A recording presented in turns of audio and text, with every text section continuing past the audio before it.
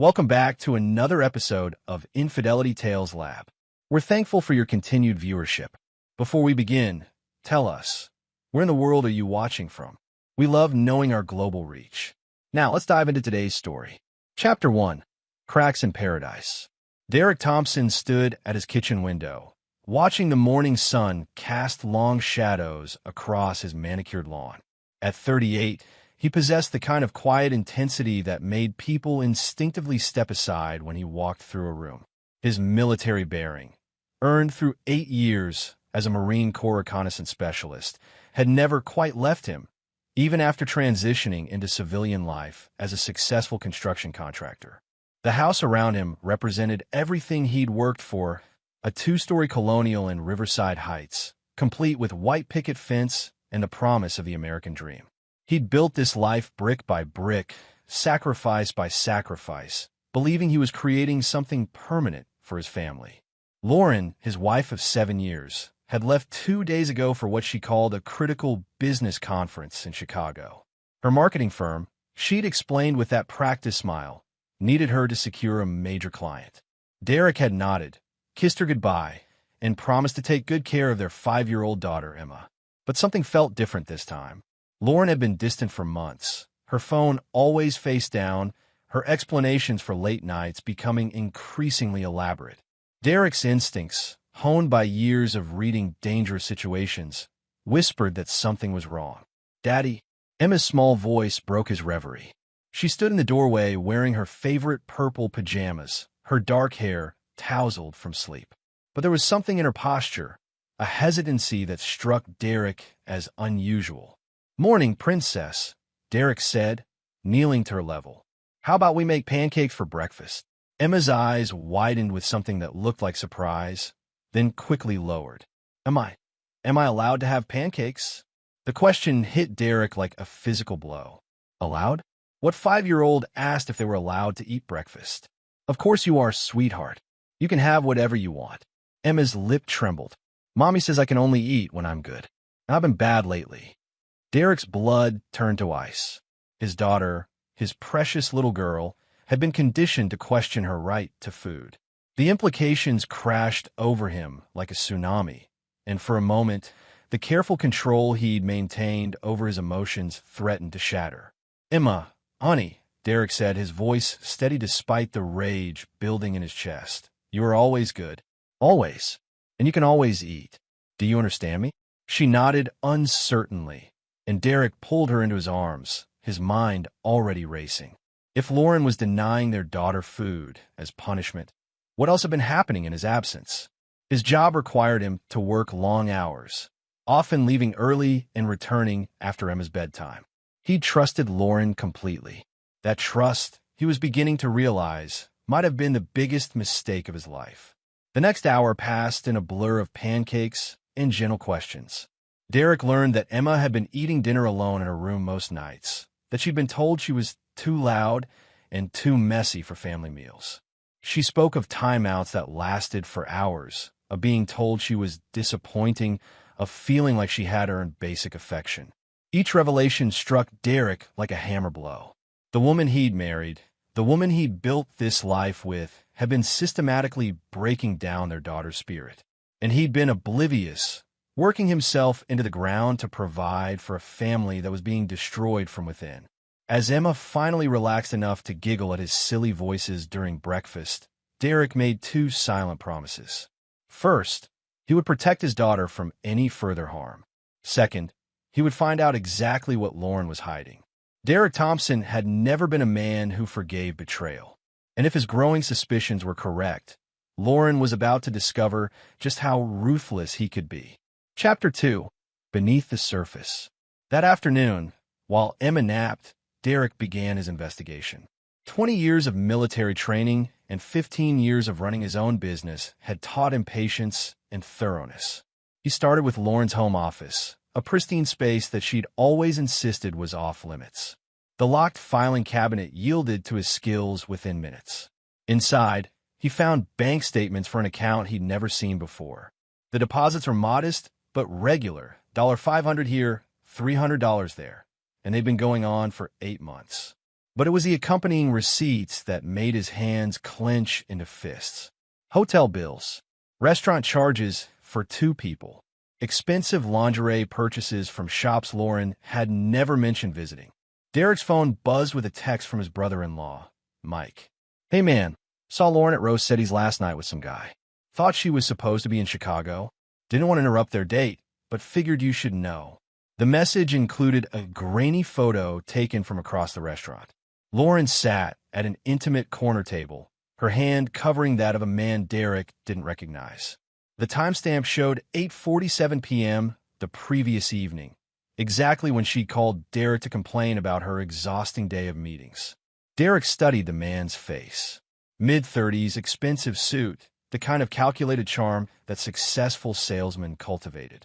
He had the soft look of someone who'd never faced real adversity, never had a fight for anything that mattered. A reverse image search using contacts from his security business yielded results within an hour. Ryan Mitchell, 34, divorced, worked as a senior account manager at Pinnacle Marketing Solutions, the same firm that employed Lauren. Derek's investigation deepened. Credit card records showed charges at the Grandview Hotel every Tuesday and Thursday for the past 3 months. Lauren's late work nights suddenly made perfect sense. Phone records revealed hundreds of texts and calls between Lauren and Ryan, often late at night, when Derek was asleep beside her. But the most damning evidence came from Lauren's laptop. Her password, Emma's birthday, gave him access to months of email correspondence that made Derek's jaw clench with barely contained fury. Can't wait until tonight. Derek will be working late again, as usual. Sometimes I think he cares more about his construction projects than his own family. I know, baby. You deserve so much better than some blue-collar grunt who doesn't appreciate you. Emma was being impossible again today. Had to skip her dinner to teach her some respect. Derek spoils her too much when he's around. Derek's hands shook as he read message after message. Lauren wasn't just cheating. She was painting him as a neglectful father and husband to justify her betrayal. Worse, she was taking out her guilt and frustration on Emma, treating their daughter like an inconvenience.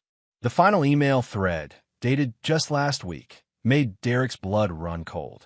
"Ryan, I've been thinking. Derek's business is doing really well. If something happened to him, an accident on one of his job sites, maybe Emma and I would inherit everything. We could finally be together without all this sneaking around." "Lauren, that's crazy talk. We could just wait for you to file for divorce. And give up half of everything? I've put 7 years into building this life. I'm not walking away with nothing when there are other options." Derek stared at the screen, his wife's words burning into his memory. She wasn't just cheating and abusing their daughter. She was actively fantasizing about his death. The woman he'd trusted with his heart, his home, and his child had been planning to destroy everything he'd built. Derek Thompson had survived firefights in Fallujah, hostile takeovers in the business world, and every challenge life had thrown at him.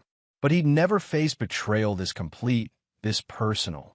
The woman sleeping in his bed had been his enemy all along. He closed the laptop and walked to his safe, retrieving the Sig Sauer P226 he'd carried in the Marines. The familiar weight in his hands was oddly comforting. Not for violence, not yet, but as a reminder of who he really was beneath the suburban facade. Derek Thompson was not a man who forgave, and Lauren was about to learn that some enemies were far more dangerous than she could imagine. Chapter 3. The Gathering Storm. Derek spent the next day meticulously documenting everything. Screenshots of emails, copies of financial records, detailed notes about Emma's revelations. He assembled the evidence with the same precision he'd once used to plan military operations. But documentation was just the beginning. Lauren had betrayed not just him, but their innocent daughter. That was unforgivable. Emma seemed to blossom in her mother's absence. Without Lauren's constant criticism and arbitrary rules, the little girl Derek remembered began to emerge. She ate full meals without asking permission, laughed without looking over her shoulder, and slept peacefully through the night. "Daddy," Emma said over dinner, twirling spaghetti around her fork with 5-year-old determination. "When is Mommy coming home?" Derek studied his daughter's face, searching for any sign of longing or sadness. Instead, he saw apprehension. Emma wasn't missing her mother. She was dreading her return. Soon, princess. But I want you to know something important. Derek set down his fork and gave Emma his full attention. No one, and I mean no one, should ever make you feel bad about eating or playing or being yourself. If anyone ever tells you that you're not allowed to eat, you come tell Daddy immediately, okay? Emma nodded solemnly. Even if Mommy says it, the question broke Derek's heart and solidified his resolve. Especially then. That evening, after Emma was asleep, Derek placed a call to Tony Castellano, an old Marine buddy who now ran a private investigation firm in the city. If Lauren wanted to play games involving his potential death, Derek needed to know exactly what he was dealing with. Derek, you son of a bitch, Tony's gravelly voice came through the phone. Haven't heard from you in years. What's the occasion? I need a favor, Tony. A big one. And I need it done quietly. Talk to me.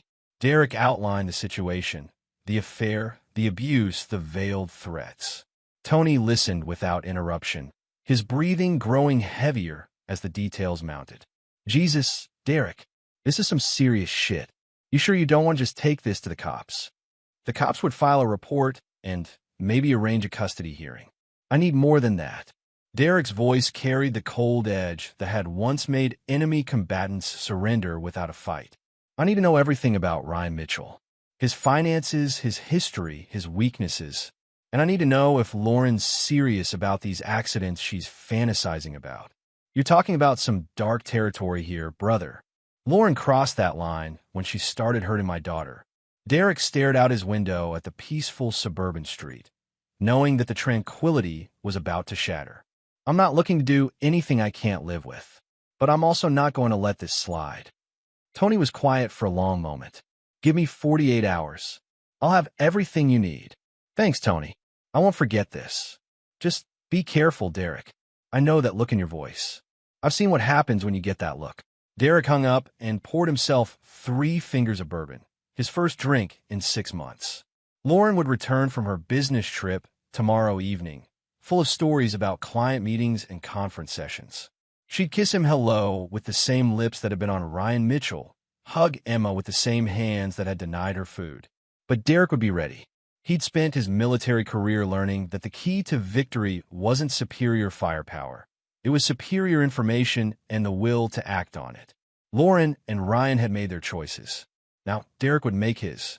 He raised his glass in a silent toast to the darkness outside his window. By the time this was over, Lauren and Ryan would understand that Derek Thompson was not a man who could be betrayed without consequences. The suburbs might have softened his edges, but they hadn't changed his core. And his core was forged in places where mercy was a luxury no one could afford. Chapter 4. Masks and Revelations. Lauren returned from Chicago with a suitcase full of lies and a smile that no longer fooled Derek for a second.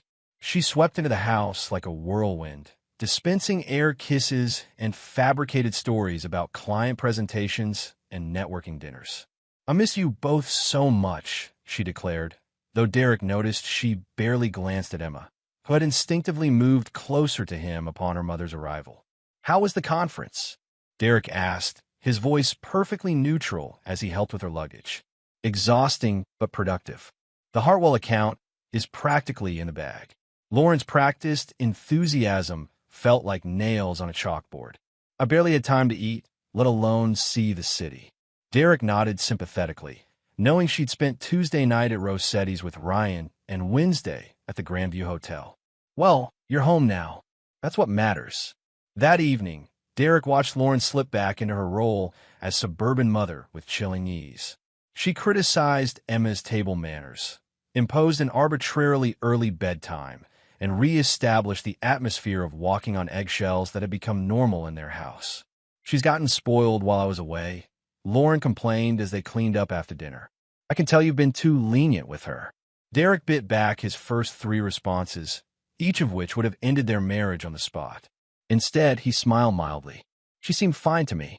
Maybe she's just adjusting to having you back. Lauren's laugh had a brittle edge.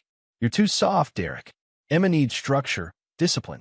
Children who don't learn boundaries early become problems later. Like denying a 5-year-old food?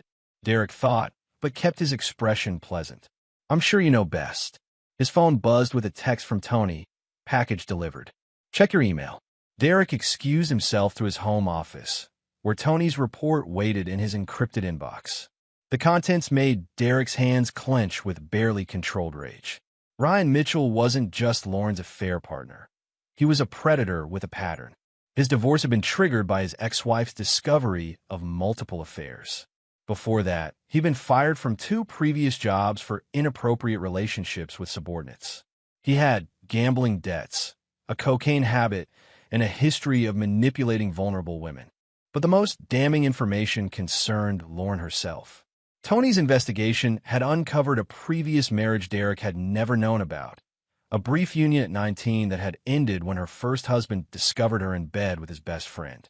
There were also credit cards in Emma's name, fraudulent insurance claims, and a pattern of financial manipulation that painted Lauren as far more calculating than Derek had ever imagined. The final piece of the puzzle came in the form of surveillance footage from the Grandview Hotel. Lauren and Ryan, clearly intoxicated, laughing about something as they stumbled toward the elevator. The timestamp showed it was taken just hours before Lauren had called Derek to say goodnight, claiming she was exhausted from meetings. Derek printed everything, organizing it into a folder that would serve as the foundation for what came next. Lauren thought she was playing a game where only she knew the rules. She was about to discover that Derek had been studying the board all along. A soft knock interrupted his thoughts. Emma stood in the doorway, clutching her stuffed elephant. "Daddy? I can't sleep. Mommy said I was too loud at dinner and I might not get breakfast tomorrow." Derek's vision went red for a moment. He knelt down and pulled Emma into his arms. "Princess, you will always get breakfast. Always. Daddy promises. But what if you're at work and Mommy? Then you call Daddy immediately. I'll give you a special phone just for emergencies. Okay?" Emma nodded against his chest, and Derek made another silent promise. Whatever Lauren had planned for him, whatever sick game she wanted to play with Ryan, she would never hurt Emma again. Derek Thompson had spent years learning that the most effective warfare was psychological. By the time he was finished, Lauren and Ryan would beg for the mercy he'd never considered giving them. Chapter 5. The Web Titans. Derek's construction business had taught him that the strongest structures were built with careful planning and attention to every detail. Destroying those same structures required the same methodical approach. You had to know exactly where to apply pressure to bring the whole thing crashing down. Over the next 2 weeks, Derek maintained his facade of suburban normalcy while quietly maneuvering the pieces into position. To Lauren, he appeared to be the same devoted husband he'd always been. She had no idea that every conversation was being recorded, every action documented, every weakness cataloged for future use. Tony's ongoing surveillance revealed the full scope of Lauren and Ryan's relationship. They met twice a week at the Grandview, supplemented by lunch dates and late-night phone calls. More disturbing were the conversations Tony managed to record using sophisticated listening devices. Derek's been different lately. Lauren's voice crackled through Derek's earphones as he listened to the latest surveillance tape. More attentive. "It's actually kind of annoying." "Maybe he suspects something," Ryan replied, his voice thick with bourbon and arrogance. "Derek? Please." The man is completely oblivious. He's so focused on his construction projects that he barely notices what's happening in his own house. Derek's jaw clenched. Lauren was right about one thing. He had been oblivious. But that time was over. Besides, Lauren continued, "I've been thinking more about our conversation. About the accident." Derek's blood turned to ice. This was the first time they'd returned to the topic since the emails. "Lauren, we talked about this. That's crazy, dangerous territory." "Is it though?" Derek works with heavy machinery every day. Job sites are inherently dangerous. If something happened, Lauren's voice took on a dreamy quality that made Derek's skin crawl. "The life insurance alone is worth $2 million. Plus the business, the house, everything. And Emma." There was a long pause. Emma would be better off without Derek filling her head with his blue-collar values. "We could give her a proper upbringing." Derek stopped the recording, his hands shaking with rage. Lauren wasn't just planning his death. She was planning to raise his daughter with her lover, poisoning Emma's memory of him in the process. That night, Derek made a decision that would have horrified the man he'd been 2 weeks ago. But betrayal had a way of stripping away civilized pretenses, revealing the predator that lurked beneath.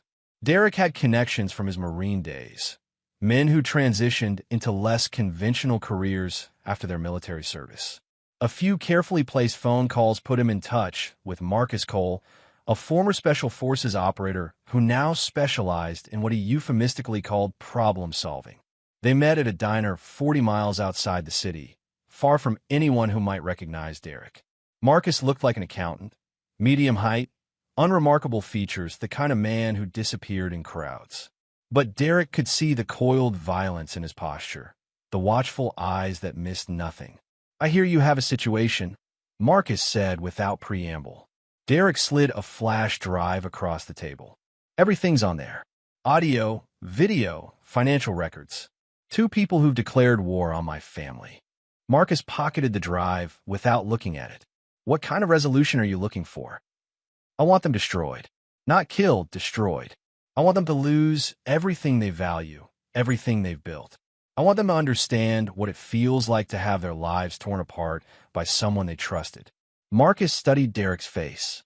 "That's a tall order. Also expensive. Money isn't an issue."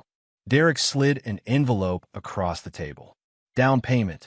There's more where that came from. I'll need 2 weeks to study the situation, develop a plan. You sure you want to go down this road? Once we start, there's no going back." Derek thought of Emma asking if she was allowed to eat, of Lauren's cold calculation as she planned his death. They crossed the line first. "I'm just making sure they understand the consequences." Marcus nodded and stood to leave. "You'll hear from me soon." As Derek drove home, he felt something he hadn't experienced since his military days, the calm that came before decisive action. Lauren and Ryan thought they were predators, but they were about to discover they'd been stalking someone far more dangerous than they could imagine. The suburban father facade was about to give way to something much darker, and Derek Thompson was going to enjoy every minute of it. Chapter 6: Point of No Return. The surveillance equipment Derek installed throughout his house was military-grade, invisible to casual inspection, but capable of recording everything that happened in his absence.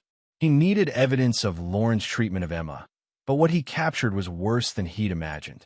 The footage from the kitchen showed Lauren systematically destroying Emma's self-esteem with surgical precision. A 5-year-old's natural exuberance was met with criticism, punishment, and emotional manipulation that would have impressed a trained interrogator. "You're too loud, Emma. Good children don't make noise. Stop crying. Do you want Daddy to see what a baby you are? Maybe you don't deserve dinner tonight. Maybe you need to think about how to be better."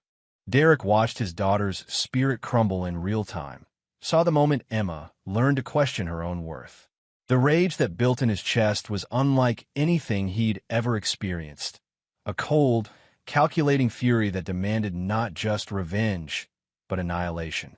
Lauren's phone calls with Ryan, recorded through the devices Tony had planted, revealed the full scope of their plans. They'd identified Derek's life insurance policies, researched accident statistics in the construction industry, and even discussed specific scenarios that might appear plausible. Construction sites have the highest rate of accidental deaths among blue-collar professions, Ryan's voice explained with academic detachment. Falls, equipment malfunctions, structural collapses, plenty of options that wouldn't raise suspicions. When Lauren asked, her voice eager. "Soon. I've been researching Derek's current projects. There's a high-rise going up downtown where he's been spending a lot of time. 30-story building, lots of exposed edges, heavy machinery." Derek turned off the recording. His decision crystallized. Lauren and Ryan weren't just cheating. They were actively planning his murder. The gloves were officially off. Marcus Cole's plan arrived via encrypted email 48 hours later. It was comprehensive, brutal, and utterly brilliant. Derek read through it twice, marveling at the thoroughness. Marcus had identified every vulnerability, every pressure point, every way to systematically dismantle their lives. Ryan Mitchell's cocaine addiction would be exposed to his employer through carefully planted evidence. His gambling debts would be called in simultaneously, forcing him into financial ruin. The IRS would receive anonymous tips about unreported income, triggering an audit that would reveal years of tax evasion. His ex-wife would receive evidence of his continued infidelity, giving her ammunition to revisit their divorce settlement. Lauren's destruction would be more personal. The fraudulent credit cards in Emma's name would be reported to authorities. Her previous marriage, hidden from Derek, would be exposed along with the pattern of manipulation and betrayal that defined her relationships. Most devastating of all, her own recorded conversations about Emma's abuse would be submitted to Child Protective Services. But the masterstroke was purely Derek's addition to the plan. Lauren wanted him dead for his life insurance. He would make sure she got exactly what she'd asked for, in a way she'd never expect. That evening, Derek took Emma to his parents' house for an impromptu sleepover. His mother, Margaret, had always doted on her granddaughter, and Derek trusted her completely. "Is everything all right, son?" his father asked as they watched Emma play in the backyard. Tom Thompson had served 2 tours in Vietnam and recognized the look in his son's eyes. "It will be," Derek replied. "But I need Emma somewhere safe for a few days. Can you keep her here without asking questions?" Tom nodded slowly. "Your mother and I would love to have her. Take as long as you need." Derek kissed Emma goodbye, promising he'd see her soon. As he drove away, he felt the last restraints of his civilized self falling away. Lauren and Ryan had declared war on his family.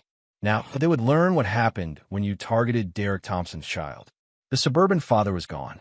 In his place stood something much more dangerous, a man with nothing left to lose and all the skills necessary to destroy his enemies completely. Phase 3 was about to begin, and Derek intended to make it unforgettable. Chapter 7. The Trap Springs. Derek's accidental death occurred on a rainy Thursday morning at the Meridian Tower construction site. According to witnesses, he was inspecting the 28th floor when a safety cable snapped, sending him plummeting toward the street below. The fall should have been fatal. Would have been fatal if not for the carefully positioned airbag concealed beneath the construction tarp.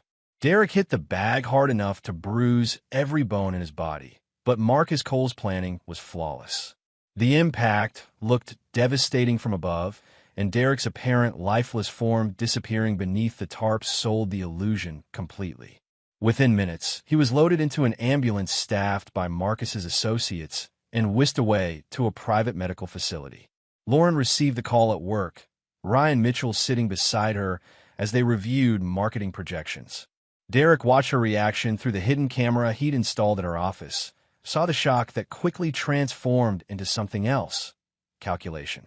"Oh my God," Lauren gasped into the phone, her performance worthy of an Oscar. "Are you sure?" Derek fell. "How far?"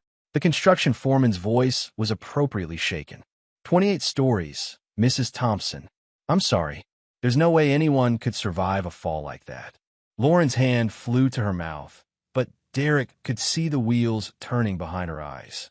She was already thinking about life insurance payouts, about the freedom to be with Ryan without the messy complications of divorce. I need to get to the hospital," she managed, her voice breaking in all the right places. "Ma'am, they've already pronounced him dead at the scene. I'm so sorry for your loss." Derek watched Lauren hang up and turn to Ryan, her mask slipping for just a moment. The smile that crossed her face was triumphant, predatory. She was a woman who'd just won the lottery. "What happened?" Ryan asked, though Derek could tell he already knew. "Derek's dead," Lauren whispered, then louder, "Derek's dead. He fell from the construction site. An accident, just like we discussed." They embraced, and Derek felt his last shred of doubt evaporate. Lauren wasn't grieving. She was celebrating. The woman he'd married, the mother of his child, was actively rejoicing in what she believed was his death. But Derek Thompson was very much alive, and he was just getting started. While Lauren played the grieving widow for her co-workers, Derek was meeting with Marcus Cole to finalize the next phase. The abandoned warehouse on the outskirts of the city had been converted into a sophisticated operations center, complete with surveillance equipment, communications gear, and holding facilities. She's reacting exactly as predicted. Marcus reported, showing Derek footage from multiple hidden cameras. Already called the insurance company, the bank, and a lawyer. She's not wasting any time claiming her inheritance. Derek studied the screens showing Lauren's activities. She'd left work early, claiming she was too distraught to function, but had immediately driven to Ryan's apartment. The bedroom camera Derek had never wanted to install showed them celebrating in the most intimate way possible. "What about Emma?" Derek asked. "Still safe with your parents?" Lauren hasn't even asked about her yet. That fact hit Derek harder than any of Lauren's other betrayals. Her own daughter's father was supposedly dead, and Lauren hadn't given Emma a second thought. She was too busy planning her new life with Ryan. "Time for phase 2, Derek said, his voice carrying the cold authority that had once commanded Marines in combat. "Bring them both here. Tonight." Marcus nodded. "Already in motion." Lauren thinks she's meeting a life insurance investigator who wants to expedite her claim.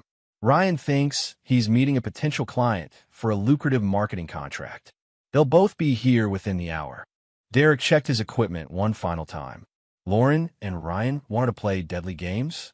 He was about to teach them the rules. Chapter 8. Truth and Consequences. Lauren arrived first, dressed in widow's black and practicing her grief-stricken expression in the rearview mirror. She never saw the tranquilizer dart that dropped her before she could exit her car, never realized she was being loaded into a van by professionals who'd perfected the art of invisible abduction.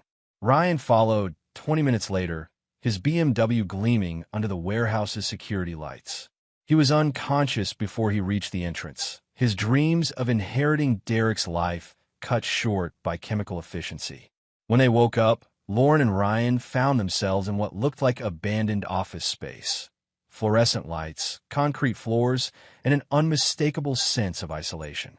They were bound to chairs facing each other, close enough to touch but helpless to move. "What the hell?"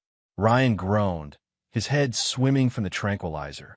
Lauren was more alert, her eyes scanning their surroundings with the calculating intelligence Derek had once found attractive. "We've been kidnapped," she said, her voice steady despite their circumstances. "Very good, Lauren." Derek's voice came from speakers hidden throughout the room, electronically disguised, but carrying an authority that made both prisoners flinch. "Though kidnapped isn't quite accurate. You're here for a performance review." "Who are you?" Lauren demanded. "What do you want?" "I want to discuss your recent activities.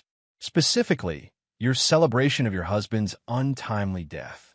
Derek watched their faces through hidden cameras, saw the moment comprehension dawned. Lauren's eyes widened with something approaching panic, while Ryan looked confused and terrified. "I don't know what you're talking about," Lauren said, but her voice lacked conviction. "Really? Let me refresh your memory." Derek activated the video screens mounted around the room. Lauren and Ryan watched themselves celebrating Derek's death, saw their intimate moments replayed in high definition. They witnessed their own conversations about murder, insurance money, and their plans for Derek's daughter. "Jesus Christ," Ryan whispered. "How long have you been watching us?" "Long enough to understand exactly who you are," Derek replied. "Lauren Thompson, unfaithful wife, child abuser, and would-be murderer. Ryan Mitchell, predator, manipulator, and accessory to planned homicide. Did I miss anything?" Lauren's mask finally slipped completely. "Derek's dead. I watched him fall. Whoever you are, whatever you want, you're too late for revenge." Derek stepped into the light, no longer bothering to disguise his voice. "Hello, Lauren." The sound she made was somewhere between a gasp and a scream. Ryan stared in shock, his mind struggling to process the impossibility of Derek's presence. "Surprised?" Derek asked mildly. "I have to admit I was surprised too. Surprised by how quickly you moved on from my death. Surprised by how little you cared about Emma's well-being. Most of all, surprised by how thoroughly you planned my murder." "Derek, I can explain," Lauren began. "No explanations necessary. I heard everything, saw everything. The affair, the abuse, the planning. You wanted me dead for my insurance money. You wanted to raise my daughter with your lover. You wanted to erase me from Emma's life." Derek circled their chairs slowly, letting the weight of discovery settle over them. "So I decided to give you exactly what you wanted. Derek Thompson, The trusting husband and father is dead. What you're looking at now is something else entirely. Ryan found his voice. Look, man, I know how this looks, but Derek's backhand sent Ryan's chair toppling backward, his head cracking against the concrete floor. When Derek hauled him upright, blood trickled from Ryan's split lip. The time for explanations is over, Derek said calmly. Now comes the education portion of our program. Lauren was crying now, her careful composure shattered. Derek, please. Think about Emma. She needs her mother. Emma needs protection from her mother, Derek corrected. Which brings us to your first lesson. Actions have consequences, Lauren, and your consequences are just beginning. Derek activated another screen, showing Lauren's recorded conversations about denying Emma food, about her plans to reshape his daughter's memory of him. Her face went white as she realized the scope of Derek's knowledge. You see, I spent the last month learning things. About both of you. Your histories, your weaknesses, your fears. And I've developed a comprehensive plan to address each one. Derek pulled out a tablet and began reading. Ryan, your employer received an anonymous tip about your cocaine use yesterday. The drug test results should be interesting. Your bookie also received payment in full for your gambling debts, along with photographs of you with other men's wives. Gambling addicts with a reputation for infidelity don't last long in that world. Ryan's face went ashen. You son of a bitch. And Lauren, Child Protective Services received quite an education about your parenting methods, along with the FBI's Financial Crimes Division, who were fascinated by the credit cards you opened in Emma's name. Derek leaned back against the wall, studying their faces. But those are just the appetizers. The main course is what happens next. The warehouse fell silent except for Lauren's sobbing and Ryan's labored breathing. Derek Thompson had returned from the dead, and he was just getting started. Chapter 9, Final Justice. The final phase of Derek's revenge unfolded over 3 days of systematic psychological destruction. Lauren and Ryan discovered that their comfortable world had been built on foundations far more fragile than they'd realized. Ryan lost everything first. His employer fired him within hours of receiving evidence of his drug use and workplace affairs. His gambling debts, now public knowledge, made him unemployable in his field. The IRS audit revealed years of unreported income, triggering criminal charges that would ensure his financial ruin. By day 2, Ryan Mitchell had transformed from confident predator to broken shell. Lauren's destruction was more personal, more complete. The evidence of child abuse was ironclad. Hours of surveillance footage showing her systematic emotional torture of Emma. Child Protective Services removed Emma from her custody immediately, though Derek's parents were granted temporary guardianship while his estate was settled. You're insane, Lauren whispered on the second night, her voice hoarse from crying. The courts will never believe Emma is better off without her mother. Derek played another recording, Lauren's own voice describing Emma as an inconvenience, discussing how her daughter would be better off without Derek's influence. The courts are very interested in mothers who view their children as obstacles to their sex lives. By the third day, Lauren faced criminal charges for child abuse, financial fraud, and conspiracy to commit murder. The life insurance money she'd counted on was frozen pending the investigation into Derek's death. Her job was gone, her reputation destroyed, her future a series of legal battles she couldn't afford to fight. Ryan tried to bargain. Look, we can make a deal. I'll disappear, never contact Lauren again. Just let me go. Derek studied the broken man who'd helped plan his murder. You wanted to inherit my life, Ryan. You wanted to sleep in my bed, spend my money, raise my daughter. How does it feel to have nothing instead? Please, Ryan begged. I'll do anything. You'll do exactly what I tell you to do, Derek replied. You're going to confess to everything. The affair, the planning, the abuse. You're going to make sure Lauren gets exactly what she deserves. Derek produced a document, a full confession detailing their plans to murder him and claim his inheritance. Sign it, and I'll make sure your prison sentence is federal instead of state. Better facilities, better food. Refuse, and I'll make sure your fellow inmates know exactly what kind of man you are. Ryan signed without reading it, his hand shaking as he sealed his fate. Lauren was harder to break, her survival instincts fighting even when the situation was hopeless. Emma will never forgive you for this. When she grows up, she'll realize you destroyed her mother. Derek activated one final video. Lauren denying Emma dinner, telling their daughter she was too loud and too bad to deserve food. Emma's small voice asking if she was allowed to eat echoed through the warehouse. Emma will grow up knowing her father protected her from a mother who saw her as an inconvenience, Derek said quietly. She'll understand that some people don't deserve forgiveness.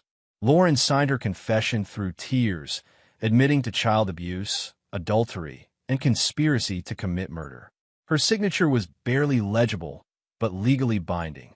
Derek reviewed both documents, then activated the warehouse's sprinkler system. Lauren and Ryan watched in horror as water cascaded from the ceiling, their confessions dissolving into illegible pulp. Unfortunately, Derek said with mock sadness, your confessions have been damaged. I suppose you'll have to give them again to the authorities. In person, with lawyers present, Derek untied their restraints and stepped back. You're free to go. The authorities are waiting outside to take your statements. I'm sure they'll be very interested in your story. As Lauren and Ryan stumbled toward the door, Derek called after them. One more thing. If either of you ever contact Emma, if you ever try to be part of her life in any way, you'll discover that my tolerance for mercy has been permanently exhausted. Are we understood? They nodded frantically and fled into the night, where FBI agents were indeed waiting to take them into custody. Derek watched from the shadows as the woman who betrayed his trust and abused his daughter was loaded into a federal vehicle. Lauren Thompson had wanted to be a widow, so she could start fresh with her lover. Now she would be a convict instead, and Ryan would be nothing but a memory. 2 weeks later, Derek Thompson officially survived his construction accident through a miraculous series of events that kept the insurance investigators busy but satisfied. His recovery was deemed nothing short of miraculous, though he would require extensive physical therapy. Emma ran into his arms when he returned home, her joy undiminished by her mother's absence. Daddy, you're okay. Grandma said you got hurt, but you were going to be fine. I'm better than fine, princess, Derek said, holding his daughter close. And I'm never going to let anyone hurt you again. Lauren received a 15-year sentence for child abuse, financial fraud, and conspiracy to commit murder. Ryan got 12 years as a cooperating witness. Both would be eligible for parole eventually, but Derek had made it clear that their release would simply mark the beginning of a new phase of his attention. Derek Thompson had learned that some betrayals were too complete to forgive, some enemies too dangerous to show mercy. He'd protected his daughter, destroyed his enemies, and secured their future. The suburban facade was gone, replaced by something harder and more honest. In the end, Lauren had been right about one thing. Derek Thompson had died in that fall. What emerged from the ruins was something his enemies would never forget, and something his daughter would always be able to count on. Some men were built to forgive. Derek Thompson was built to protect what mattered, no matter the cost. And Emma would never have to ask if she was allowed to eat again. And there you have it. Another story comes to an end. What did you think? I'd love to hear your thoughts in the comments below. If you enjoy this story, consider joining our community by subscribing. It means the world to us. For more stories like this one, check out the recommended videos on screen. And I'll see you there.